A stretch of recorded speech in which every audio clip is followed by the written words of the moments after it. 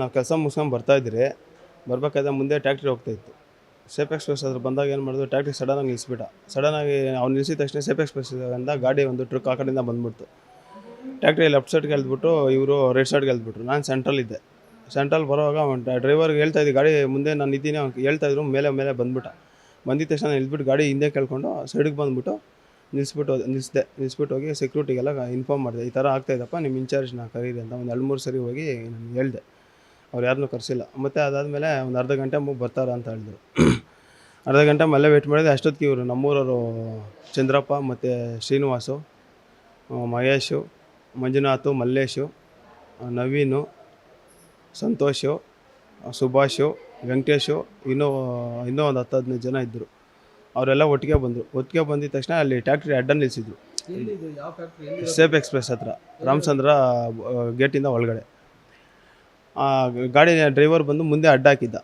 ಈ traffic clear ಮಾಡಿ ಒಳಗಡೆ ಬಿಟ್ಬಿಟ್ಟು ಆಚೆ ಬರೋನು ಅಲ್ಲಿ ಅಡ್ಡ ಹಾಕಿದ್ದ. ಅವನು ಇವರು ಶ್ರೀನಿವಾಸ್ ಬಂದುಬಿಟ್ಟು ಗಾಡಿ ತೆಗಿ, ಅದು ಇದು ಅಂತ ಹೇಳ್ಬಿಟ್ಟು ಮಾತಾಡ್ದೆ. ಯಾಕಪ್ಪ ಗಾಡಿ ತೆಗಿಬೇಕು, ಮಾತಾಡೋದು ಬೇಡ, ಬಂದು ಇಲ್ಲಿ ಮಾತಾಡಲಿ, ಇವಾಗ ಸಮಸ್ಯೆ ನಾನು ಸುತ್ತೋಗಿದೆ, ನನಗೆ ಯಾರು ಜವಾಬ್ದಾರಿ ಅಂಥೇಳಿ ನ್ಯಾಯ ಕೇಳಿದ್ದಕ್ಕೆ, ನೀನು ಯಾರು ಇದನ್ನ ಕೇಳೋಕ್ಕೆ, ಕಂಪ್ನಿ ನಿಮ್ಮ ಅಪ್ಪಂದ, ನೀನು ಯಾವನು ಕೇಳೋಕ್ಕೆ, ನೀನು ನಮ್ಮನ ಜಾತಿನೇ ಕೇಯ, ನನ್ನ ಮಕ್ಳು ನೀವು ಅಂಥ ಜಾತಿ ನನ್ನ ಮಕ್ಳು, ಇಂಥ ಜಾತಿ ನನ್ನ ಮಕ್ಕಳು, ನಿಮ್ಮನ್ನೆಲ್ಲ ಊರಿಂದ ಕಡೆ ಇಕ್ತೀರಿ, ಹಂಗೆ ಮಾಡ್ತೀರಿ, ಹಿಂಗೆ ಮಾಡ್ತೀರಿ ಅಂತೇಳಿ ಜಾತಿ ಬಗ್ಗೆ ಎಲ್ಲ ಮಾತಾಡಿ ಅಲ್ಲಿ ಇದು ಮಾಡಿದೆ. ನಾನು ಹೇಳಿದೆ, ನೋಡೋಣ ನ್ಯಾಯ ಕೇಳ್ತಾಯಿದ್ದೀನಿ, ಅಷ್ಟು ಮಾತಾಡು, ಇವೆಲ್ಲ ಮಾತಾಡಬೇಡ ನೀನು ಅಂತ ಅಷ್ಟು ಹೇಳಿದ್ದಕ್ಕೆ ಇವ್ರೇನು ಮಾಡಿದ್ರು, ಎಲ್ಲ ಸೇರಿಕೊಂಡು ಅಲ್ಲೇ ಹೊಡೆದು ಇದೆಲ್ಲ ಆಗೋಬಿಟ್ಟಿಗೆ 10 ಗಂಟೆ ಆಯಿತು. 10 ಕಾಲು ಸರಿ ಅಂದ್ಬಿಟ್ಟು, ಆಯ್ತು ನೀವು ಹೊಡೆದಿರಿ, ನೀವೇ ದೊಡ್ಡವರಾಗ್ರಿ ಅಂತೇಳ್ಬಿಟ್ಟು ನಾನು ಬಂದಿದ್ದ ತಕ್ಷಣ ಮನೆ ಹತ್ರಕ್ಕೆ ಹೋಗಿ ಗಾಡಿ ನಿಲ್ಲಿಸಿದೆ ಅಷ್ಟೇ. ನಿಲ್ಲಿಸಿದ ತಕ್ಷಣವೇ ಗಾಡಿ ನಿಲ್ಲಿಸ್ಬಿಟ್ಟು ಮನೆ ಒಳಗಡೆ ಹೋಗಿಲ್ಲ. ಅಷ್ಟೊತ್ತಿಗೆ ಇವರು ಲಾಂಗುಗಳು, ಮುಚ್ಚುಗಳು, ದೊಣ್ಣೆಗಳು ಎತ್ಕೊಂಡು, ಪೈಪುಗಳೆಲ್ಲ ಎತ್ಕೊಂಡು ಮನೆ ಹತ್ರಕ್ಕೆ ಬಂದು ಅಲ್ಲಿ ಗಲಾಟೆ ಮಾಡಿ ನಮ್ಮ ಹೆಂಗಸನ್ನ ಮತ್ತು ನಮ್ಮ ತಾಯಿನೆಲ್ಲ ಹೊಡೆದು ಎಳ್ಕೊಂಬಂದು ನಡು ರಸ್ತೆಯಲ್ಲಿ ಅಲ್ಲೇ ಮಾಡೋರು. ಲಾಂಗಿಗೆ ಹೊಡೆದವ್ರೆ. ಒಂದು 7 ಕುಟ್ಟುಗಳು ಬಿದ್ದಿದೆ ತಲೆಯಲ್ಲಿ. ಆಮೇಲೆ ದೊಣ್ಣೆಗಳಲ್ಲಿ ಮುಚ್ಚುಗಳೆಲ್ಲ ಹೊಡೆದು ಈ ಥರ ಗಾಯಗಳು ಮಾಡವ್ರೆ. ಇದೇ ಉದ್ದೇಶ.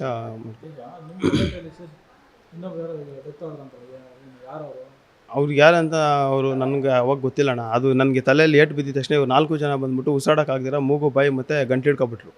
ಅವ್ರು ಮಂಜುನಾಥ್ ಅನ್ನೋರು ಮೂಗು ಬಾಯಿ ಈ ಥರ ಕ್ಲೋಸ್ ಮಾಡಿ ಗಂಟ್ಲಲ್ಲಿ ಹಿಡ್ಕೊಬಿಟ್ರು, ಬಿಡೋಕ್ಕೆ ಬಿಡಿಲ್ಲ. ಅಷ್ಟೊತ್ತಿಗೆ ನನ್ನ ತಲೆಗೆ ಹಾಕ್ಬಿಟ್ಟಿದ್ದು, ಬ್ಲಡ್ ಹೋಗ್ತಾಯಿತ್ತು.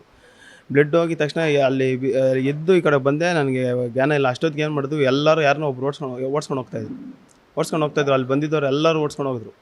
ಅವ್ರು ಯಾರನ್ನ ಓಡಿಸ್ಕೊಂಡು ಹೋಗ್ತಾ ಇದ್ದಾರೆ ನಮ್ಗೆ ಗೊತ್ತಾಗಿಲ್ಲ. ಆಮೇಲೆ ಬೆಳಗ್ಗೆನೇ ಗೊತ್ತಾಯಿತು, ಈ ಥರ ಅಂಬರೀಷ್ ಅನ್ನೋರು ಓಡಿಸ್ಕೊಂಡು ಹೋಗ್ತವ್ರೆ ಅಂದ್ಬಿಟ್ಟು, ಈ ಥರ ಇದು ಮಾಡೋರೆ ಅಂತ ಹೇಳ್ಬಿಟ್ಟು ಆವಾಗಲೇ ನಮಗೂ ಗೊತ್ತಾಗಿದ್ದು. ನಮಗೆ ಜ್ಞಾನ ತಪ್ಪಾಯ್ತು. ಅಷ್ಟೊತ್ತಿಗೆ ಅಲ್ಲಿಗೆ ಏನಾಯ್ತು ನನಗೆ ಗೊತ್ತಿಲ್ಲ. ಅಷ್ಟೊತ್ತಿಗೆ ನಮ್ಮ ಹುಡುಗರು ನಮ್ಮನ್ನು ಕರ್ಕೊಂಡು ಹಾಸ್ಪಿಟ್ಲಿಗೆ ಕರ್ಕೊಂಡ್ಬಂದ್ರು. ಆಮೇಲೆ ಅಲ್ಲಿ ಏನಾಯ್ತು ಅಂತಲೂ ಗೊತ್ತಿಲ್ಲ.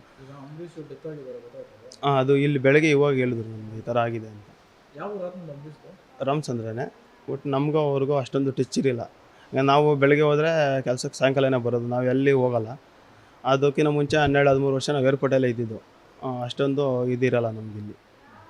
ಅದೇ ರಾಜಕೀಯ ಉದ್ದೇಶ. ಮತ್ತು ಅಲ್ಲಿ ಅಂಗಡಿ ಒಂದು ಇಟ್ಕೊಂಡವ್ರೆ ಮಂಜುನಾಥ್ ಅನ್ನೋರು. ಅವರು ಗಾಂಜಾ ಮತ್ತು ಈ ಸಾರಾಯಿ ಎಲ್ಲ ಮಾಡ್ತಾಯಿದ್ರು. ಅದೊಂದು 2-3 ಸರಿ ನಾವು ಇದೆಲ್ಲ ಮಾಡಿದ್ದೀವಿ, ಈ ಥರ ಜನಗಳಿಗೆ ತೊಂದರೆ ಆಗ್ತದೆ ಅಂದ್ಬಿಟ್ಟು ಆ ಉದ್ದೇಶ ಮಾಡಿಕೊಂಡು, ರಾಜಕೀಯ ಉದ್ದೇಶ ಮಾಡಿಕೊಂಡು ಇವತ್ತು ನಮ್ಮನ್ನ ಅಲ್ಲೇ ಮಾಡೋರು. ಗೊತ್ತಿಲ್ಲ. ಇಲ್ಲಿ ಇವಾಗ ಬಂದಿರೋರು ಊರವ್ರು ಬಂದಿದ್ದು ಹೇಳೋವರೆಗೂ ನಮ್ಗೆ ಗೊತ್ತಿಲ್ಲ ಏನಾಗಿದೆ. ಅದೇ ಈ ಥರ ಅಂಬರೀಷನ್ನ ಸಾಯ್ಸಾಕೋರೆ. ಅದೇ ಇವಾಗ ನಮ್ಮನ್ನೆಲ್ಲ ಹೊಡೆಗೆ ಬಂದಿದ್ದಾರೆ, ಸಾಯಿಸಿರ್ತಾರೆ, ಬೇರೆ ಯಾರು ಸಾಯಿಸೋಕ್ಕಿಲ್ಲ. ಯಾಕಂದರೆ ಇವ್ರು ನನ್ನ ಹೊಡೆದಿರೋರೆ. ನನಗೆ ಯಾವಾಗ ಜ್ಞಾನ ತಪ್ಪಕ್ಕೆ ಬಿದ್ದೋಗ ಮಟ್ಟಕ್ಕೆ ಬಂದ್ಬಿಟ್ಟಿದ್ದ ಆವಾಗ ಇವರೆಲ್ಲ ಹೋದರು. ಮಲ್ಲೇಶ್ ಅನ್ನೋರು ಮನೆ ಕಡೆಯಿಂದ ಯಾರನ್ನ ಓಡಿಸ್ಕೊಂಡು ಹೋದ್ರು. ಅವಾಗ ನಮ್ಗೆ ಗೊತ್ತಿಲ್ಲ ಈತನೇ ಅಂದ್ಬಿಟ್ಟು, ಇಂಥವ್ರನ್ನೇ ಓಡಿಸ್ಕೊಂಡು ಹೋಗ್ತಾರೆ ಅಂತ ನಮ್ಗೆ ಗೊತ್ತಿಲ್ಲ. ಆಮೇಲೆ ಗೊತ್ತಾಯಿತು ಇವಾಗ ಬೆಳಗ್ಗೆ ಈ ಥರ ಆಗಿದೆ ಅಂತ. ನಮ್ಮ ಮಾವ ನಮ್ಮನ್ನು ಬಿಡ್ಸೋಕೆ ಬಂದರು, ಅವ್ರಿಗೂ ಏಟು ಬಿದ್ದಿದೆ. ಆಮೇಲೆ ವೆಂಕಟೇಶ್ ಅಂದ್ಬಿಟ್ಟು ನಮ್ಮ ಮಾವ ಅವರು ಬಂದರು. ಅವ್ರಿಗೆ ಕೈಯಲ್ಲಿ ಹೊಡೆದವ್ರೆ, ಮೂಗೇಟುಗಳು. ಇವರಿಗೆ ಸ್ವಲ್ಪ ತಲೆಗೆ ಏಟಾಗಿದೆ. ಕಂಪ್ಲೇಂಟು ಇಲ್ಲಿಗೆ ಬಂದು ಕಂಪ್ಲೇಂಟ್ ತೊಗೊಂಡು ಹೋಗೋದು.